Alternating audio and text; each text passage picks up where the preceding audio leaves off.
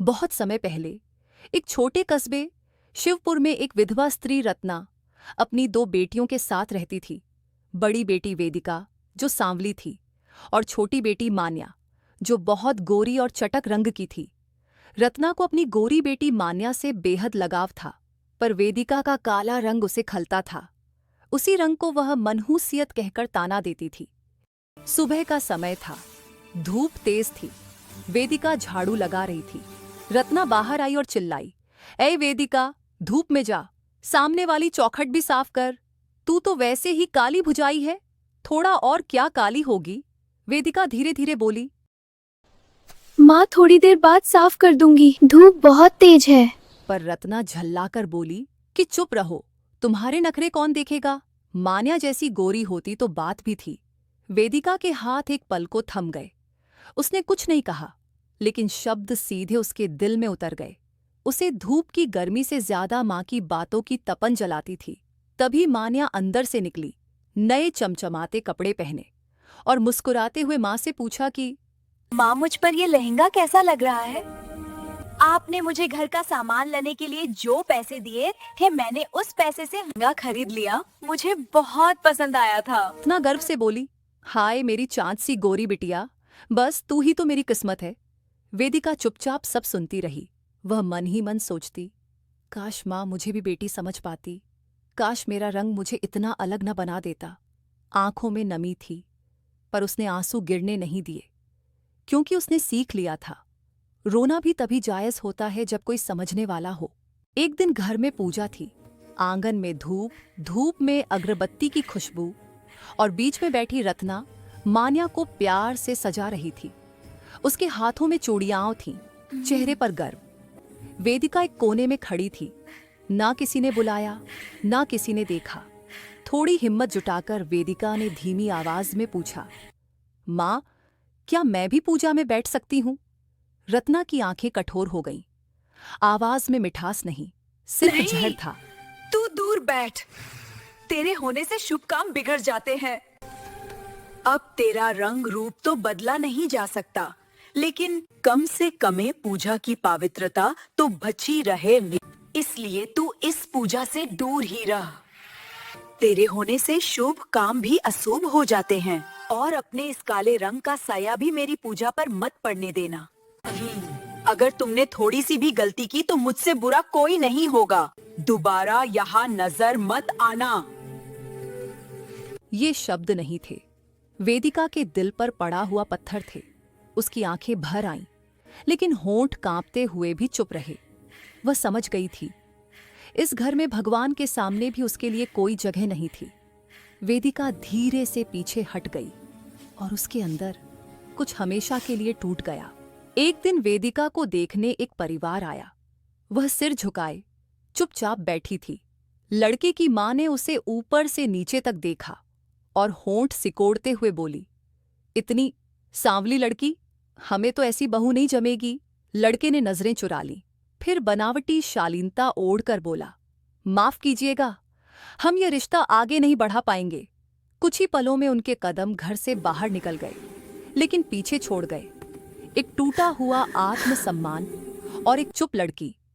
रत्ना का गुस्सा अब जुबान पर नहीं, आग बनकर फूट पड़ा। "देखा, कहा था ना मैंने, तेरे जैसे रंग वाली लड़की को कौन अपनाएगा? मनहूस कहीं की। आज ये लोग गए हैं, कल कोई और भी जाएगा, और हर बार लोग मुझे ही ताना देंगे। आपकी बेटी में कमी है।" उसकी आवाज और तीखी हो गई। "तेरे चेहरे ने आज मेरा सिर झुका दिया। लोग दरवाजे के अंदर भी नहीं आते तेरी शक्ल देखकर।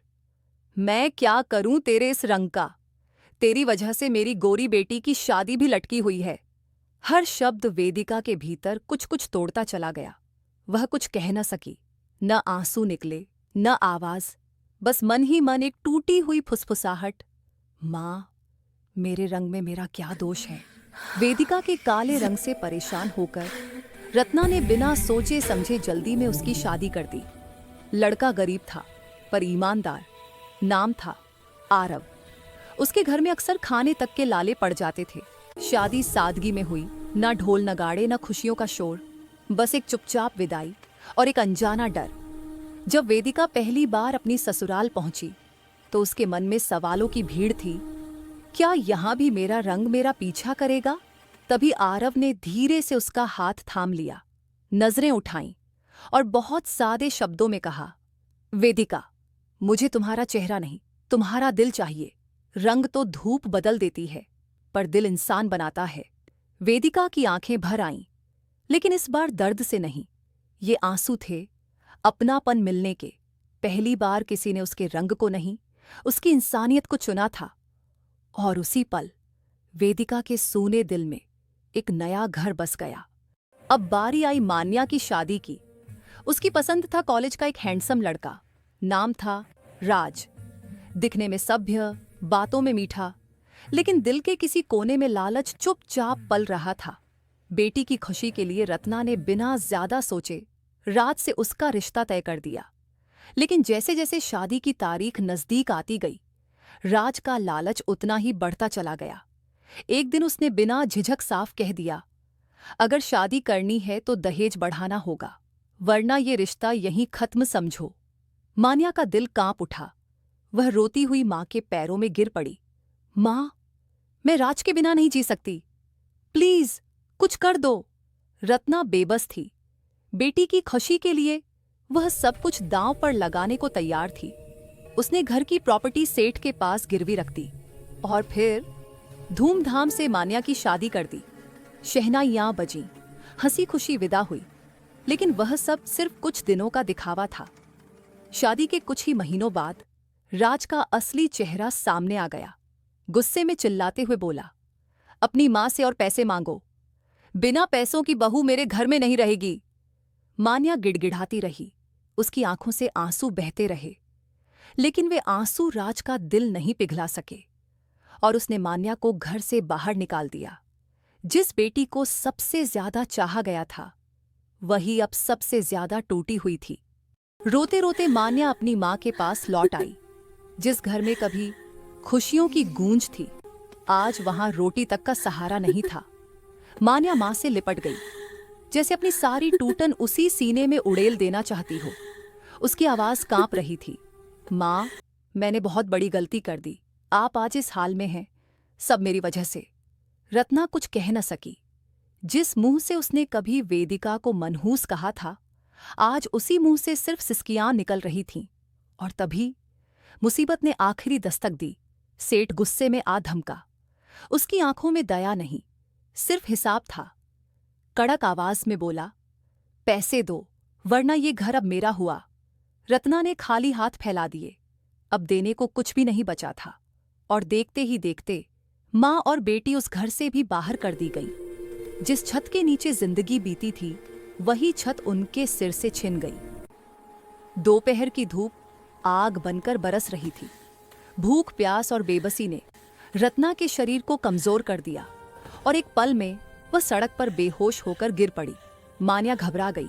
उसकी चीखें हवा को चीरती चली गईं। मेरी माँ को बचा लो, कोई मदद करो, मदद करो प्लीज, मेरी मदद करो, मदद करो प्लीज, मेरी मदद करो। लोग इकट्ठा होने लगे, पर मदद अब भी दूर थी। तभी भीड़ के पार से एक जानी पहचानी आवाज गूंजी, मान्या, मां। वह वेदिका थी। बिना कुछ सोचे वह भीड़ को चीरती हुई अंदर पहुंची। घबराई हुई आवाज में बोली, मां, मान्या, ये क्या हो गया? वेदिका ने एक पल भी देर नहीं की। उसने मां को सहारा देकर उठाया और पास ही एक पेड़ की छाया में बिठा दिया। उसके चेहरे पर न कोई शिकवा था, न कोई गुस्सा, सिर्फ अपनापन। मान्या, यहाँ सब क्या है? तुम दोनों इस हालत में कैसे? मान्या की हिम्मत अब जवाब दे चुकी थी। वह फूट फूट कर रो पड़ी।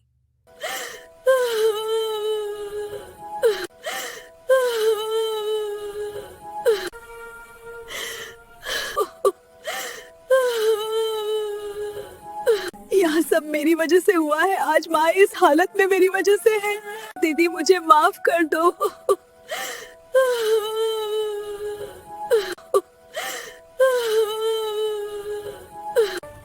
मैंने और माँ ने आपके साथ बहुत गलत किया है।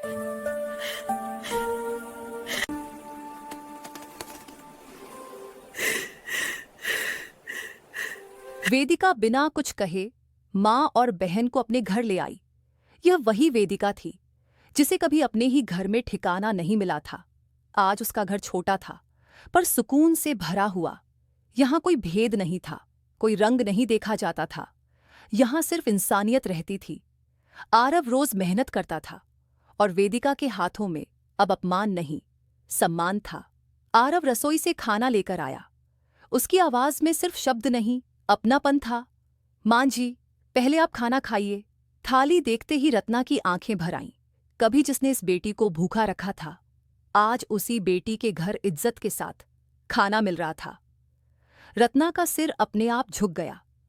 वेदिका ने धीरे धीरे मां को खाना खिलाया। कुछ ही पलों में रत्ना की हिम्मत जवाब दे गई। वह फूट फूट कर रो पड़ी, कांपते होठों से बोली, वेदिका, मैं बहुत बुरी माँ हूँ। तेरे रंग के लिए तुझे कोसती रही, तुझसे काम कराती रही और खुद को सही समझती रही। मुझे माफ कर दे मेरी बेटी। आज समझ आया बेटी, काला रंग मनुष्यत नहीं होता, मनुष्यत तो काला दिल होता है। मुझे माफ कर दे मेरी बेटी।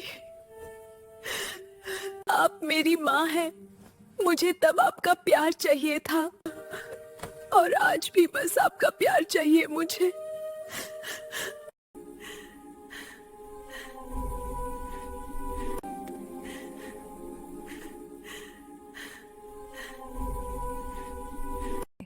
तभी मान्या धीरे से आगे आई। उसकी आंखों में पछतावा था। टूटती आवाज में बोली, दीदी, आज समझ आया तुम हम सब में से सबसे सुंदर हो, क्योंकि सुंदरता चेहरे में नहीं दिल में होती है।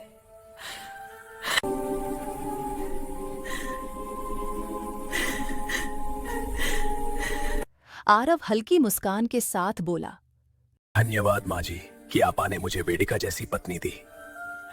कभी जिस वेदिका को उसके काले रंग के कारण मां ने ठुकराया था, वही बेटी आज सभी की सबसे बड़ी सहारा बन गई। और रत्ना को आखिर यह समझ आ गया, रंग कभी इंसान को बड़ा नहीं बनाता, पर इंसानियत उसके रंग को भी उजला कर देती है। अगर आपको यह कहानी अच्छी लगी हो तो अभी हमारे चैनल को सब्सक्राइब करें, बेल आइकन दबाना ना भूलें, वीडियो को लाइक करें और कमेंट में अपनी राय जरूर बताइए।